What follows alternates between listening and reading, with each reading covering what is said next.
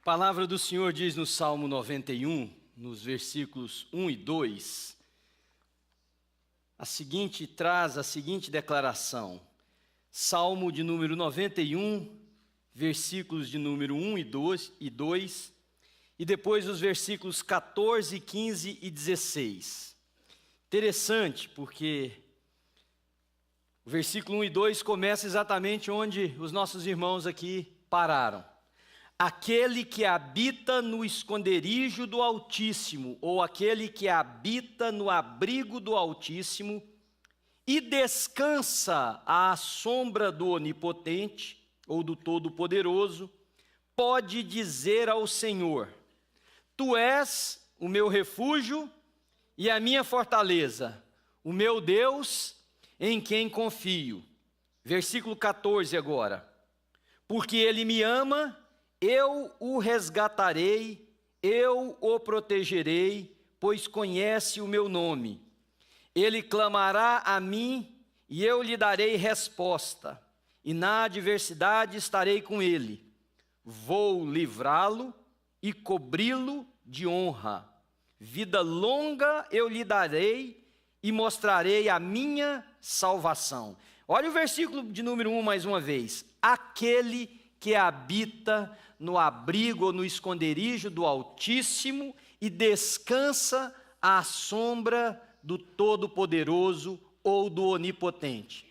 Queridos, eu não sei quantos de vocês aqui gostam de estatística, gostam de saber o que está acontecendo no mundo. Eu gosto muito, em áreas que dizem a respeito ao meu estudo.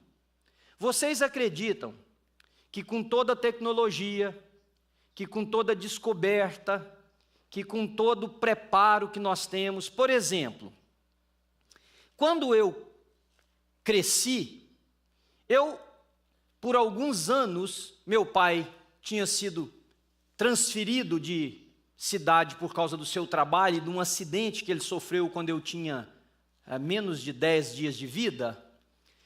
Nós fomos para uma cidade do interior de Goiás, quase divisa com Minas Gerais. E lá naquela cidade tinha um posto de saúde e um hospital muito precário, muito precário. Eu era criança, depois 8, 9 anos, me lembro disso, que quando uma pessoa adoecia, alguma coisa mais séria, a preocupação era se conseguiria algum transporte para aquela pessoa se deslocar de lá para a cidade maior, seja em direção a Uberlândia, que é no Triângulo Mineiro, ou em Goiânia, que é a capital do estado, que todas duas eram longe, para que a pessoa pudesse ser socorrida. Então, muita gente morria no transporte. Doenças que hoje a gente cura com medicamentos caseiros, que a gente trata em casa. Eu vi uma pessoa aqui dessa igreja ter um acidente de carro, e veio um helicóptero buscar a pessoa para levar para o hospital. A pessoa não, os feridos. Ou seja, nós vivemos numa época que as coisas que nos preocupavam imensamente no passado, hoje são coisas pequenas. Quando eu saía de casa, por exemplo, eu ia para a escola e eu voltava na hora do almoço, estudava de manhã, quando tinha aqueles turnos assim no Brasil, né? A gente almoçava e sumia. A mãe ficava sabendo que a gente estava vivo quando você chegava de volta à tarde para tomar banho. Ou então quando tinha aquele negócio que a gente chamava de merenda. Você lembra da merenda da parte da tarde? Do contrário, você voltava escurecendo, porque não tinha mais luz do dia para você fazer coisa na rua. Aí que a mãe ficava sabendo que você... meu filho, onde você estava? Aí você conta seu dia. Se você foi uma criança levada, como eu fui, eu tinha visitado até cidades vizinhas já. Hoje o nosso menino sai e você tem até um GPS marcando onde é que ele está, não é não? Mas, no entanto, com todas estas conquistas na área da medicina, na área da tecnologia, em tudo isso, vocês acreditam que nós somos a geração mais tensa do último século? Vocês acreditam nisso? Do último século, nós temos o menor equilíbrio e controle emocional dos últimos 50 anos. Nós somos, esse tempo atrás, fizeram um nome para a nossa geração, que foi geração Prozac, que é um antidepressivo, um anti-ansiolítico, um medicamento usado para ajudar as pessoas a ficarem melhor emocionalmente. Com toda a tecnologia, com tudo que nós temos, a maioria de nós hoje não trabalha no campo como o trabalhador que acordava, principalmente o trabalhador rural, que acordava cedinho, ia para a lida do campo, braçalmente, levando uma marmita às vezes para comer lá, ou voltar na casa para comer e depois trabalhar de novo, o que a gente chamava de sol a sol. Mas a maioria de nós está mais cansado do que aquele povo. Então, parece muito contraditório, não parece? Quando eu leio e eu ouço as pessoas que falam nessa área, o que me vem à mente é o seguinte: tem que ter alguma coisa errada, porque alguém aqui na igreja até brincou. Um dia nós estávamos conversando um grupo, falando sobre alimentação melhor, fazer exercício, que isso tudo aumenta a vida e que é bom. Aí a pessoa diz que nada. O que é que baleia faz? Nada. Come peixe o dia inteiro e é gordo e morre cedo. Pronto. Então, parece contraditório nós dizemos que nós temos uma geração tão cercada de cuidados. Eram para as mães estarem desesperadas com seus filhos que foram brincar ali na esquina. Era para a gente estar com esse nível de cansaço. Mas, no entanto, todos eles concordam em dizer que essa é a geração mais cansada dos últimos 100 anos. E há alguns que categorizam esse cansaço, porque cansaço pode significar diferentes coisas para diferentes pessoas. Então eles disseram o seguinte: há aqueles que estão cansados mentalmente, pessoas que não necessariamente têm muito labor físico, mas a mente não para. A mente parece que trabalha 24 horas por dia, e essas pessoas conseguem até dormir pouco, porque a mente não desliga. É uma hiperatividade mental que produz um cansaço tão grande que a maioria dessas pessoas tem o que eles chamam de breakdown. Elas têm um momento que elas destravam, que elas não aguentam. Tem pessoas cansadas fisicamente. Eu conversei com alguém aqui da igreja que tirou uns dias de férias e eu fui dizer para ele que bacana. Ele falou: pastor, os 2 primeiros dias eu dormi o dia inteiro, dia e noite, tão cansado que eu estava. E eu estava lendo uma pessoa nessa área e ele disse o seguinte: a maioria das pessoas tiram férias, e eu já me senti assim várias vezes, e quando chegam, precisam de férias. Mas por quê?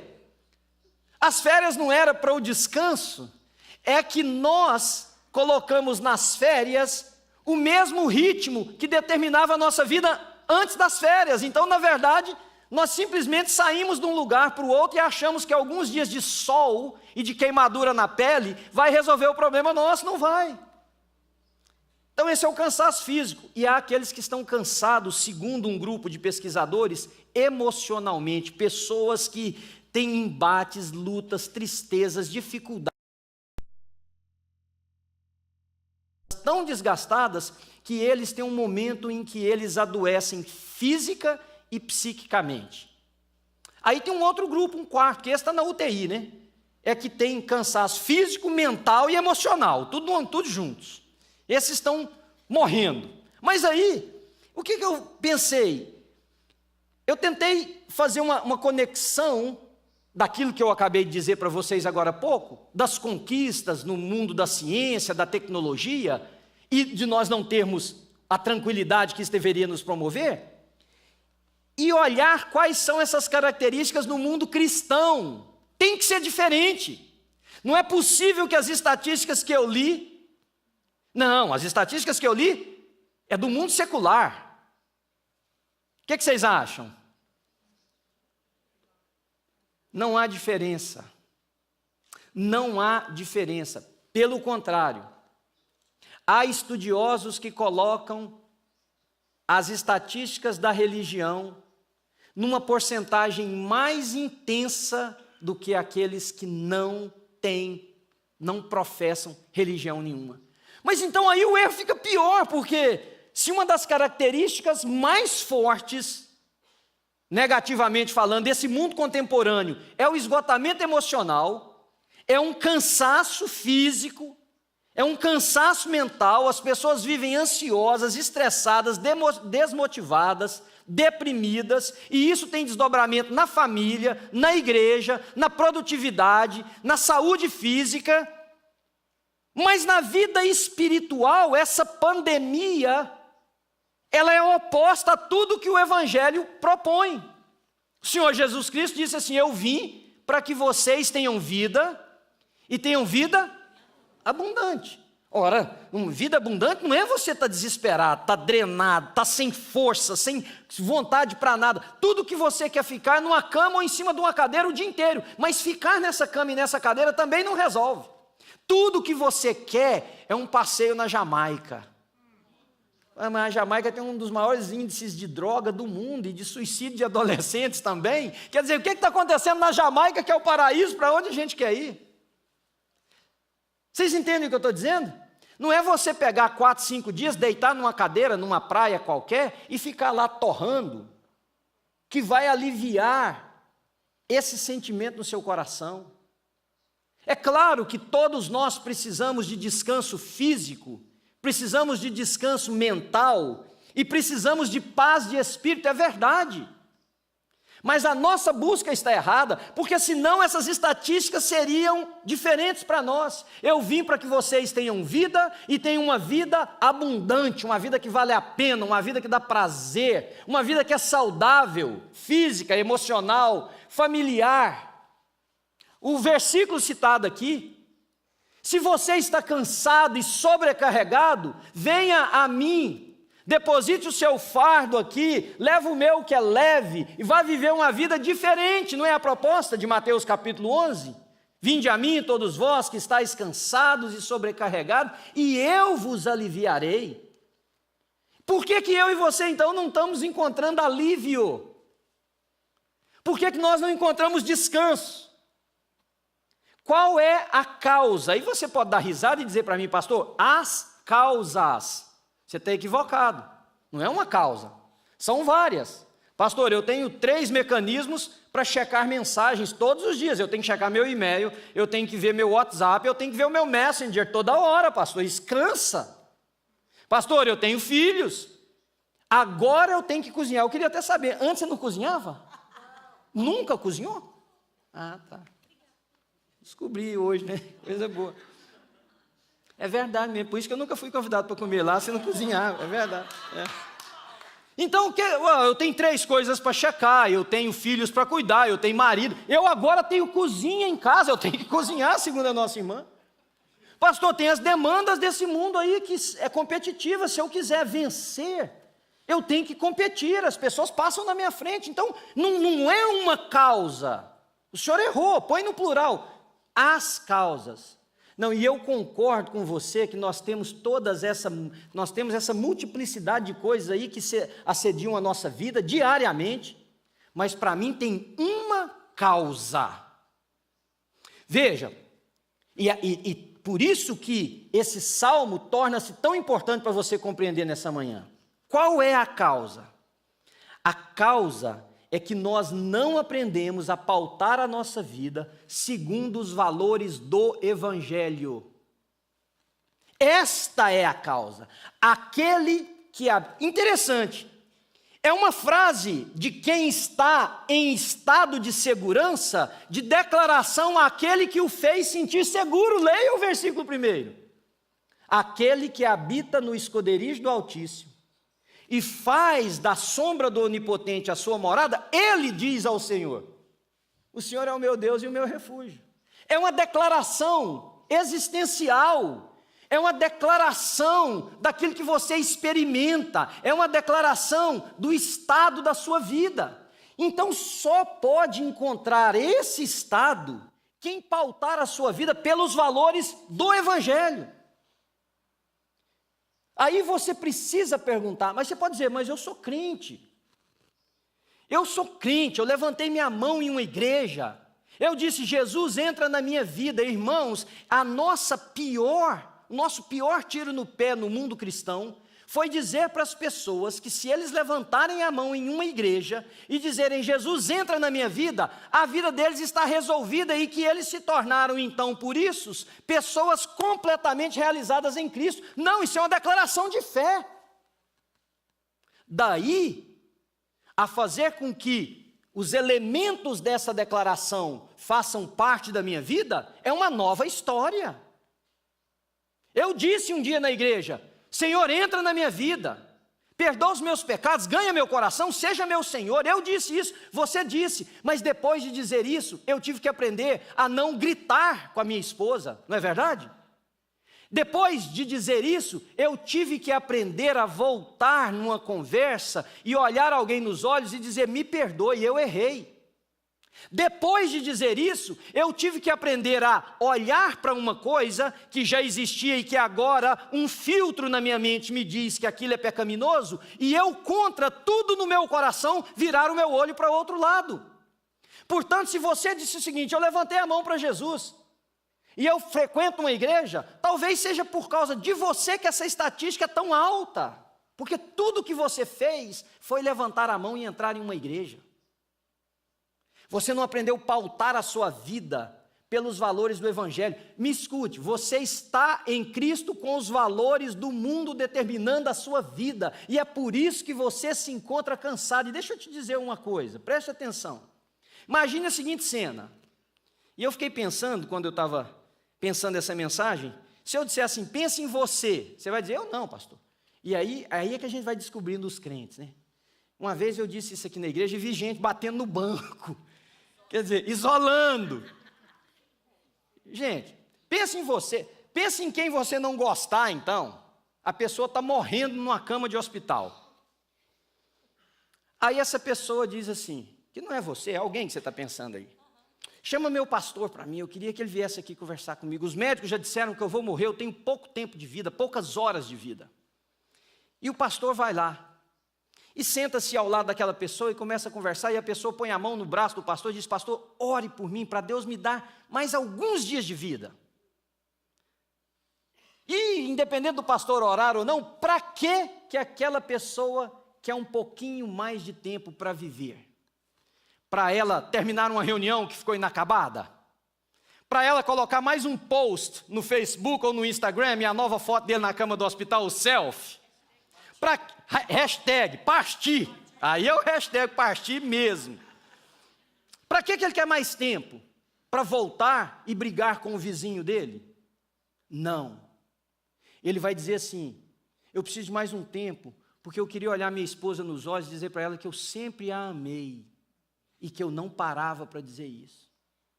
Eu queria mais tempo, que eu quero correr lá e pegar meu filho, que ainda está rapaz ou moço, e pôr no colo, e dar um abraço neles, com o carinho de quando eles eram bebezinhos. Sabe por quê? Que eu quero um pouquinho mais de tempo, porque tem um amigo meu que eu gosto tanto, e que por anos eu e ele não tomamos uma xícara de café juntos. Então eu queria um tempinho para eu correr e fazer estas coisas. Me dá um tempinho a mais para eu poder chegar em casa 3 horas da tarde, ao invés de chegar só à noite. E ao invés de eu chegar e jogar as minhas coisas no canto e dizer, cheguei, eu chegava e continuava trabalhando como se a noite fosse o dia. Me dá um pouquinho mais de tempo. É ou não é, queridos? É o primeiro ou é o segundo pedido que, se fosse você naquela cama, você faria? Eu aposto que a grande maioria nossa aqui, se não a totalidade, pediria o segundo. Porque todos nós temos aqui, no fundo da nossa mente, uma listinha de coisas que nós não fizemos e que sabemos que deveria ter feito.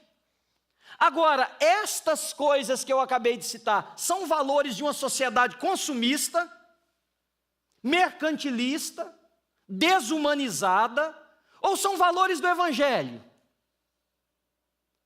Quem vive a sua vida pautada pelo Evangelho, começa a experimentar o descanso de Deus a partir do momento que a sua vida é reorientada. E esse esconderijo tem algumas definições muito próprias, e tem algumas características muito próprias, que eu acho que a maioria dos cristãos não usufruem dele. Por exemplo, tem gente que bebe, e quando está cansado, bebe para relaxar.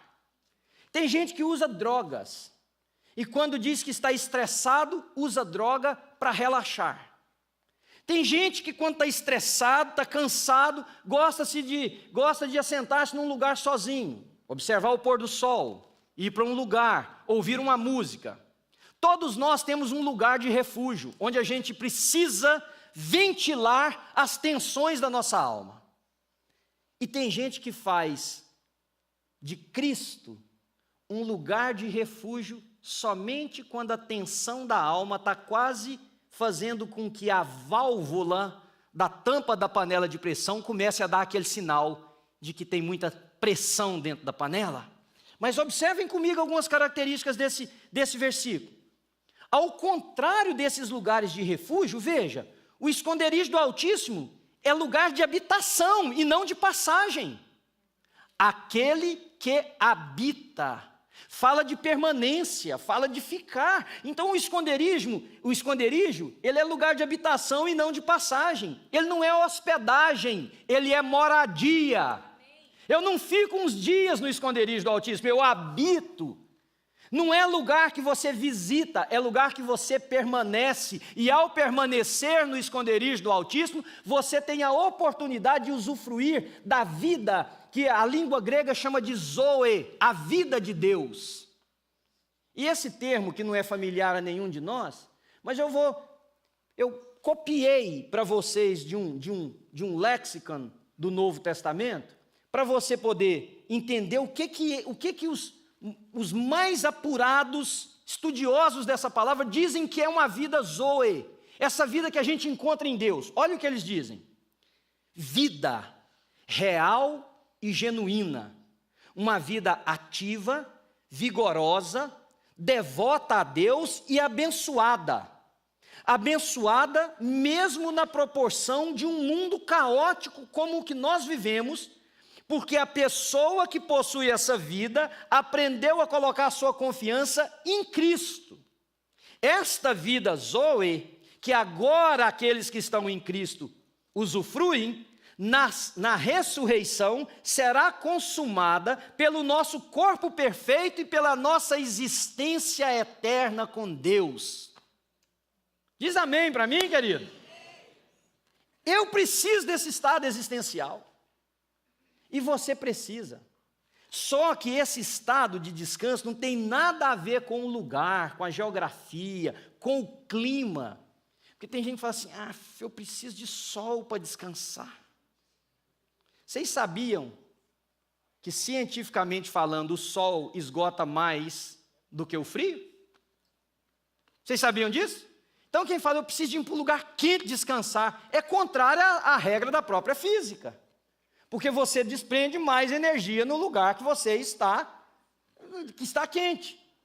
Um tempo atrás, conversando com a nutricionista, e ela me disse o seguinte: quando a pessoa exercita 15 minutos no tempo frio, ela gastou muito mais, e tem nutricionistas aqui que vão poder me corrigir depois se eu tiver recebido a informação errada, eles queimam muito mais calorias do que uma pessoa que exercita num clima quente, porque ela tem que lutar contra essa letargia física que é promovida pela temperatura baixa.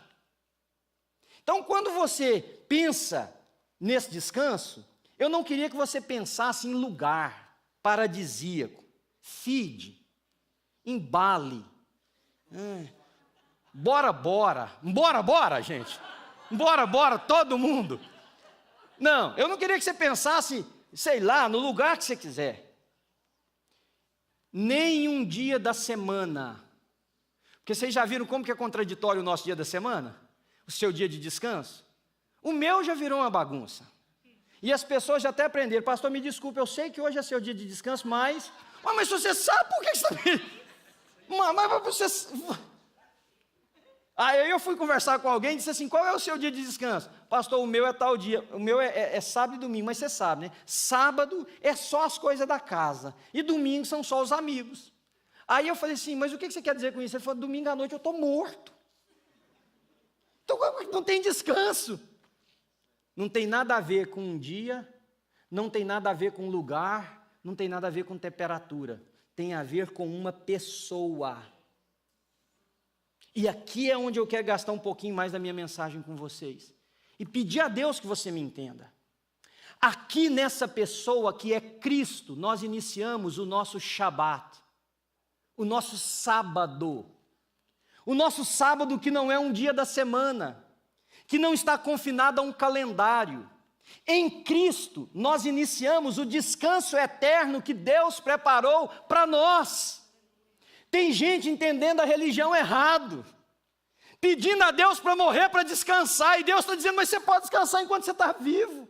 Foi para isso que eu enviei meu filho, para que você nele encontre descanso. Eu gosto de ler alguns rabinos, e eu li 2 deles muito essa semana, e um deles disse o seguinte: embora o judaísmo não tenha um conceito de eternidade, viu gente? O conceito de eternidade no judaísmo é praticamente inexistente. Mas um deles disse o seguinte, que aquele judeu, ele escrevendo para judeus, que não sabe usufruir dos deleites do sábado, jamais compreenderão os deleites de Deus.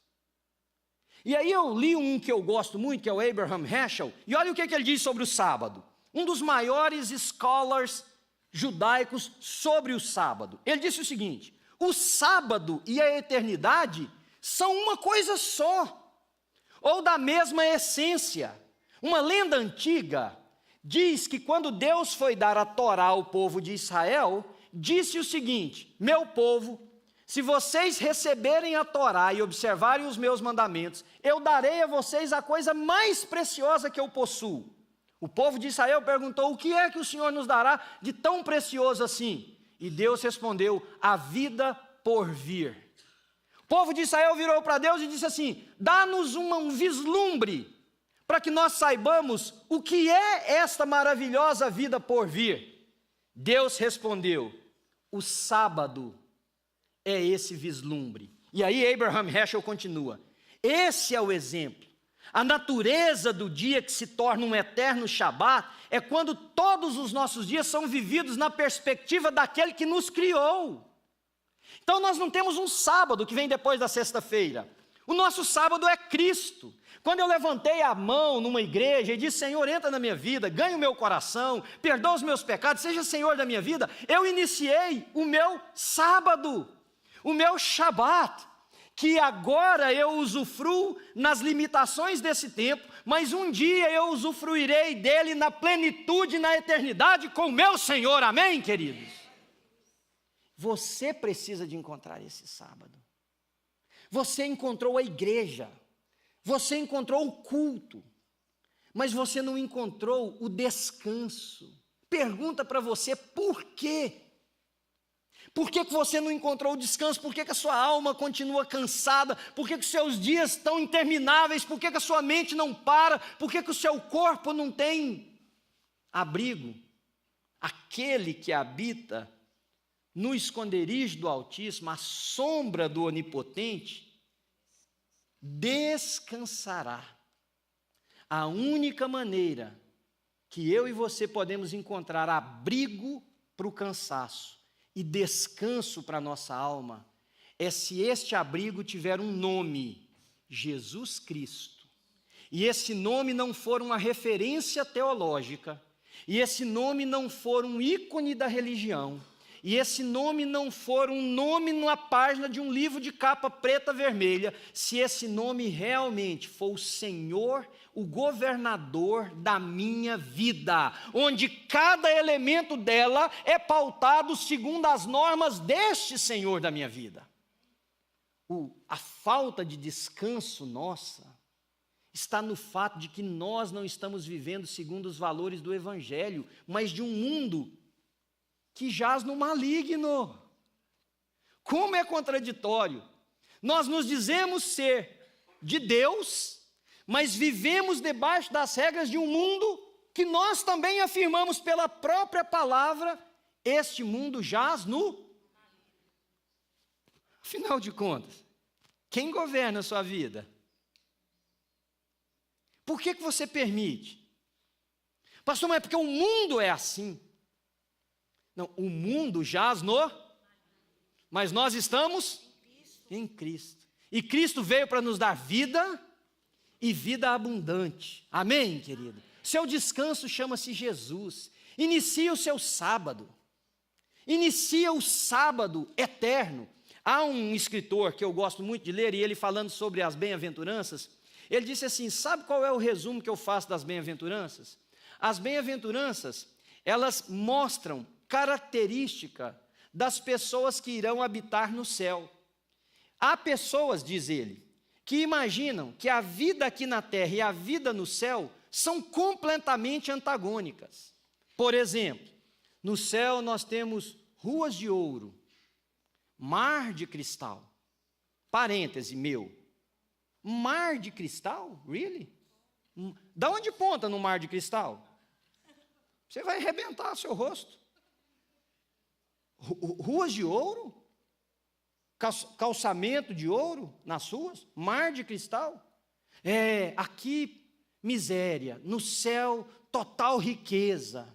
Aqui casinha pequena, apartamento. No céu, mansões. Todo mundo chega a respirar. Amém, estou esperando a minha lá. Bem. E ele continua dizendo o seguinte, irmãos, presta atenção no que eu vou dizer para vocês. E ele diz uma coisa muito interessante. Para quem o céu não começou agora, o céu nunca começará. O mar de cristal, a rua de ouro, as benesses da presença de Deus, não tem um abismo entre o aqui e o lá. Eu inicio o usufruir de todas estas coisas agora que se estendem para lá. Quando eu chegar em casa, eu não vou estranhar o céu faz parte daquilo que eu vivo em Cristo Jesus. O céu começa agora para aqueles que já habitarão nele pós-morte ou na eternidade, gente. Não é assim, vamos lutar pelo amor de Deus aos trancos e barrancos, dando tapa nessa vida, para o dia que os nossos olhos se fecharem, a gente chegar no paraíso. Isso é um conceito islâmico, que é uma meritocracia para um descanso depois. Não! Por isso que eles precisam se martirizar para terem o descanso. O nosso Deus se martirizou para que eu descanse agora. Então, quando eu vivo agora o Salmo 91, e eu posso dizer os versículos finais dele assim, junto com você, ele clamará a mim, eu lhe darei resposta, na adversidade estarei com ele, vou livrá-lo, vou cobri-lo de honra, vida longa lhe darei e mostrarei a minha salvação, porque ele me ama. Então eu vivo, Manuel, Paulo, Marcos, cada um de vocês, precisamos viver o céu. Fala para mim. Aqui. Quem consegue fazer isso, iniciou o seu Shabat, o seu descanso, o meu descanso em Deus. Conceitos, eu sei, a sociedade é violenta, é agressiva, eu sei que tem criminalidade, eu sei que tem medo, eu sei que tem terror, eu sei que tem doenças, e lá no céu isso não existirá. Estas são as características que serão extirpadas daquele conceito lá que nós temos, mas aquilo que é de Cristo e que inunda o nosso coração, precisa ser usufruído por cada um de nós agora. Se você é cristão e diz, eu não tenho descanso, tem algo errado. Eu sou cristão, mas eu não tenho prazer para viver. Tem algo errado. Quem que você encontrou? Quem é que você encontrou? E lendo esse salmo, eu acho uma coisa até diferente, pensando que nesse lugar de esconderijo, quem entra e habita e mora nesse lugar, aprende um estilo de vida que é tão antagônico a tudo que nós conhecemos, que até as batalhas que nós enfrentamos são enfrentadas de um outro ponto de vista. Ora, presta atenção comigo. Você conhece crente que vive em guerra com o diabo? Conhece crente assim? Não. Gente, se eu estou interpretando esse salmo corretamente, eu não tenho guerra com o diabo. Ele tem guerra comigo. Eu não tenho guerra com ele. Porque se eu estou na habitação, que é o esconderijo do Altíssimo e a sombra do Onipotente, eu descansarei e posso dizer do meu Deus, tu és o meu refúgio e fortaleza. Se eu posso dizer que ele é a totalidade da minha existência, as vitórias dele passam a ser as minhas vitórias, portanto, derrotado está Satanás na minha vida, e é por isso que a Bíblia diz que o maligno não me toca. Então, até o enfrentamento das coisas é vista por um prisma diferente. Nós enfrentamos as lutas da vida, mas como quem está descansando em Deus. Nós enfrentamos as lutas da vida, mas não como um órfão. Nós enfrentamos as lutas da vida, mas sabendo de que nós temos em nós aquele que é muito maior do que qualquer força operacional no mundo. E aí o que acontece? E eu encerro com isso. Eu começo a valorizar a minha vida a partir do que Deus valoriza e não o que o mundo valoriza. E é aí que a minha vida começa a ter descanso. O que Deus valoriza? Essa é a pergunta que eu tenho que fazer. Se Deus valoriza, e eu vou usar o meu caso, que sou casado e tenho 2 filhos, mas você pode aplicar na sua. Se Deus valoriza tempo com a minha família, eu preciso ter tempo com a minha família. Ah, mas eu não compro aquela casa na praia. O que Deus valoriza? A casa na praia ou o tempo com a família? Tempo com a família, eu vou ter tempo com a família. Se vier a casa na praia, louvado seja Deus, aleluia, nós vamos para lá todo mundo, passear. O que Deus valoriza? Amigos, eu vou ter amigos. Eu não vou viver uma vida reclusa, solitária, adoecedora. O que Deus valoriza?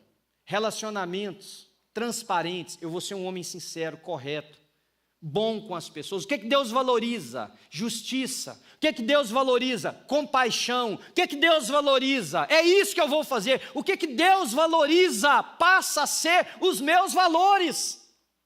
Porque eu habito no esconderijo do Altíssimo. Fiz dele a minha morada. Eu não passo lá no domingo. Eu não vou lá no domingo por alguns minutos. Então eu fiquei pensando muito, como é que eu concluo essa mensagem? Sem dar a ela uma perspectiva simplória de que você pode aqui agora mesmo dizer o seguinte, porque nós estamos todo mundo cansado, gente. Vários de vocês bocejaram. Vários, uns 2 cochilaram, pescaram. 9h30 da manhã, 10 horas, pelo amor de Deus. Pastor, é porque mudou o horário. E os outros domingos que você cochila, a mesma coisa.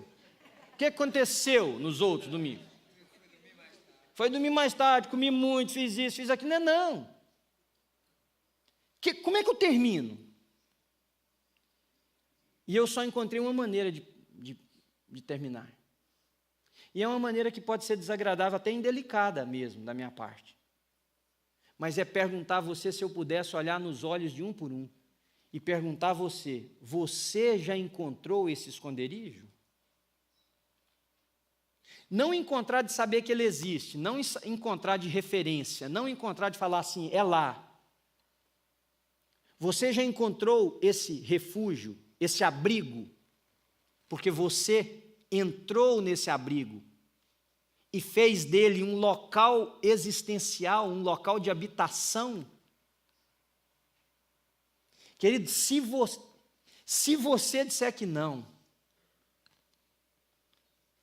e você pode ter levantado mão em igreja, você pode ter aceitado Jesus, você pode ter dito, Jesus, entra na minha vida, perdoe os meus pecados, e eu concordo que você fez isso e que você foi perdoado. Mas você precisa encontrar esse esconderijo. Porque senão você jamais, e nós não teremos uma igreja saudável, e o mundo não vai ter pessoas que podem refletir a vida Zoe de Deus. Você precisa fazer isso. E eu vim aqui essa manhã só para dizer para você, esse esconderijo continua com as portas tão abertas quanto ele sempre teve. Os braços do nosso Senhor estão abertos para te receber. mas ele não é um lugar que você visita, ele é um lugar que você decide viver. É um estado que você decide existir apenas nele. Porque aí, estranhamente, como Anselm Gruen diz, nós vamos começar a encontrar pessoas que, embora com o pé na terra, já estão no céu há muito tempo. Eu quero fazer parte desse time. E você? Vamos orar um minutinho? E você pensa sobre isso? Se você puder orar com alguém, eu não sei se você pode, talvez pegar na mão de uma pessoa, pensa isso em nome de Jesus. Valorizar o que Deus valoriza, aquele que habita no esconderijo do Altíssimo, aquele que encontrou esse esconderijo que é Cristo, está à sombra, descansa à sombra do Onipotente. Ele diz ao Senhor Todo-Poderoso: Tu és o meu refúgio, a minha fortaleza, o meu Deus em quem eu confio. O Salmo diz que os temores vão fugindo do nosso coração. A gente não vai ter medo da seta, da peste perniciosa, do mal que vem. Senhor, em nome de Jesus, nós queremos levantar um clamor aqui nessa manhã. Deus, quando tantos corpos cansados, visivelmente cansados, mas não é uma coisa do domingo de manhã, Pai, é uma coisa da vida nossa.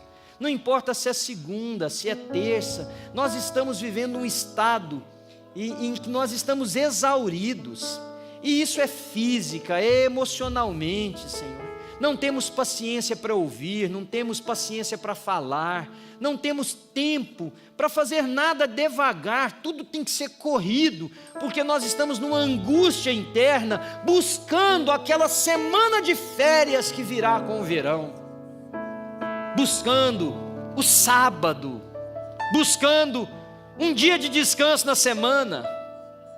Senhor Jesus, tem misericórdia de nós, Tu és o nosso sábado, o Senhor é o nosso descanso, o Senhor é esse lugar, o Senhor é esse esconderijo. Ajuda-nos nessa manhã a encontrar esse lugar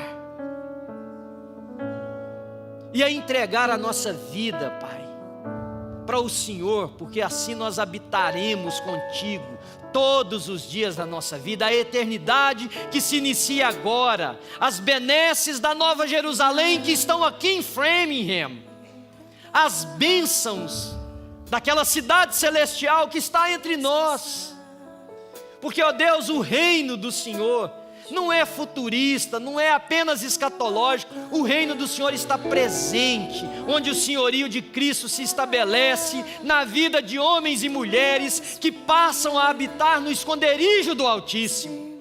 Pai, eu oro por cura física, eu oro por saúde emocional, eu oro por saúde espiritual, eu oro, Senhor, para que esses irmãos tão queridos dessa igreja possam experimentar a partir de hoje uma existência diferente, Senhor. Pai, é isso que o Senhor prometeu para nós, uma vida abundante. Oh Senhor, como o salmista descreveu, leva-me para junto das águas tranquilas. Senhor, cria esse estado de descanso interno em nós, mesmo no labor do dia a dia, mesmo, ó Deus, na escola, mesmo no cuidado com a família, mesmo no labor com a igreja, aquele estado de descanso, de que o Senhor unge a nossa cabeça com óleo, o nosso cálice transborda, que a nossa vida é assistida pela Tua graça, que o Teu favor nos cobre. Senhor Jesus, sara-nos, ó Deus, por Tua graça, sara-nos. Às vezes ficamos gritando por uma cura, porque temos um problema isolado, enquanto o Senhor diz: Manuel, eu sou a sua cura. A doença isolada é apenas um aspecto de toda uma vida longe desta cura. Senhor, dá-nos de entrar na Tua presença agora em nome de Jesus. Dá uma experiência, ó Deus, pentecostal a todos nós, desse derramar do Teu Espírito, desse enchimento, ó Deus, deste bálsamo que desce do céu, essa coisa que vem de lá e ganha o nosso coração e transforma a nossa mente e nos ajuda a estar na Tua presença e cria em nós para a Tua honra e a Tua glória, um estado existencial único. Quer comamos ou bebamos ou façamos qualquer outra coisa, tudo nós fazemos dando honra e glória a Deus, porque estamos em Cristo. Nós agora já não somos mais estrangeiros, mas somos concidadãos dos santos, somos da família de Deus. O céu começou para nós, Senhor. A paz que reina já habita no meu coração. Aquele lugar onde não há mais desespero, ele já existe. E ele existe na minha vida, porque Cristo, que é o príncipe da paz, habita em mim, o teu Espírito. Senhor Jesus, essa é a oração que eu faço pela nossa igreja nessa manhã. Ganha-nos, Senhor. Fica de pé comigo, irmãos. Vamos encerrar, vamos orar um pouquinho. Levanta suas mãos a Deus.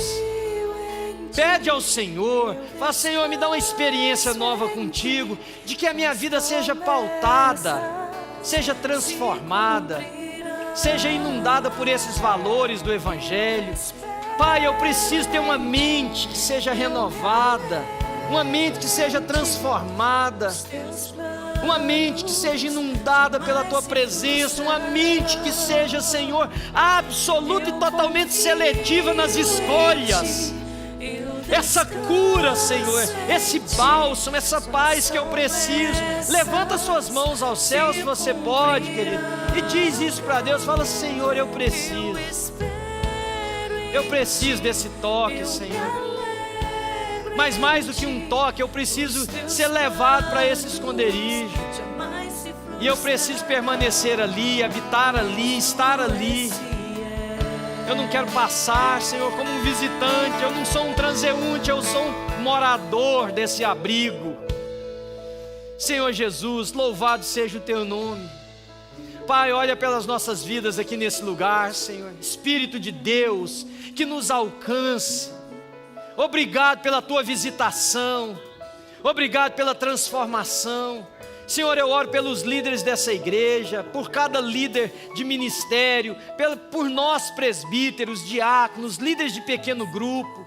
Senhor, que nós sejamos todos atraídos a esse esconderijo, para conduzir as pessoas para lá, para levar pessoas para lá. Eu oro pelos pais, pelas mães. Senhor, nós precisamos levar as nossas famílias para o esconderijo do Altíssimo e habitar ali.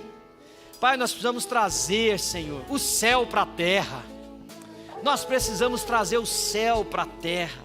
Os conceitos, Senhor, do Teu reino, que agora ganharam o meu coração, precisam vir para as relações. Eles precisam estar presentes aqui, Senhor, aqui, ó, nesse ambiente da igreja. É aqui, Senhor. O céu não está lá longe, esperando um dia que nós vamos chegar para sermos coroados. Nós estamos sendo coroados aqui, Senhor. O Senhor está entre nós, é céu na terra. Teu Espírito habita em nós, é céu na terra. Ainda não na complexidade daquilo que nós vamos experimentar, mas já estamos no céu e usufruindo as benesses dele. Senhor, que essa manhã seja uma manhã de transformação. Eu peço ao Senhor, como eu orei ao Senhor, Deus, que vidas aqui sejam marcadas positivamente, sejam transformadas, e que esse domingo aconteça uma coisa radicalmente transformadora na vida das pessoas, para que nós possamos dizer aqui a uma só voz: nós realmente conhecemos o autor da vida, e a vida de Cristo está em nós, porque Ele nos deu vida, e nos deu vida abundante. Louvado seja o nome do Senhor. Você pode levantar sua voz e orar a Deus, e agradecer ao Senhor por isso. Você pode dizer para Ele: Senhor, obrigado, obrigado pela vida que o Senhor me deu, obrigado. Peça perdão a Deus por você não estar usufruindo disso. Peça perdão a Deus por o ritmo da sua vida ser imprimido por um mundo que você diz jaz no maligno e não nele. Peça perdão a Deus e diz: Senhor, faz-me voltar para casa, faz-me voltar para esse lugar, faz-me estar ali sempre. Quando eu estiver angustiado ou feliz, ali é a minha casa, é a minha habitação. Louvado seja o Teu nome, Senhor Jesus. Deus querido, nós Te agradecemos Louvado seja o teu nome. Pai, eu quero pedir agora em nome de Jesus uma bênção sobre a nossa igreja. Pai, Senhor amado, o teu grande amor, que não poupou o seu filho, para que eu compreendesse que eu tenho casa, que eu tenho pai, que eu tenho cuidado, que eu tenho amor, e que esse cansaço desgastante, destruidor, adoecedor, não vem de ti, ó Deus. Teu grande amor, a graça demonstrada na cruz do Calvário por Jesus, que me habilita a fazer estas coisas, pois sem ela eu não tenho em mim nada que pudesse me levar para esse lugar. É graça do Senhor, é favor imerecido, é bênção que veio porque o Senhor é bom. E a comunhão e a consolação do Santo Espírito de Deus, que nos transforma, que nos leva para uma experiência mais profunda com o Senhor, ó Deus, inunde os nossos corações aqui nessa manhã. E eu oro não somente por essa congregação isolada, mas por todos os nossos irmãos espalhados na face da terra, e que isso não aconteça somente agora, porque não é passagem, é abrigo, não é pensão, não é hotel, é moradia. Não seja somente hoje, mas todos os dias da nossa vida, até aquele dia em que as portas se abrirão e nós continuaremos a viver aquilo que já havíamos experimentado com o Senhor. A alegria da eternidade, o prazer da tua presença ininterrupta, a fuga de toda tristeza e angústia, porque agora foram todos derrotados pelo poder que há no nome de Jesus. Deus querido, muito obrigado por essa manhã. Leva-nos para casa debaixo da tua graça, da tua paz. Cuida do coração de cada um, aproxima as famílias, abençoa os relacionamentos, no nome de Jesus. E aqueles que são filhos de Deus aqui, digam amém. Amém. Agora você vai virar para a pessoa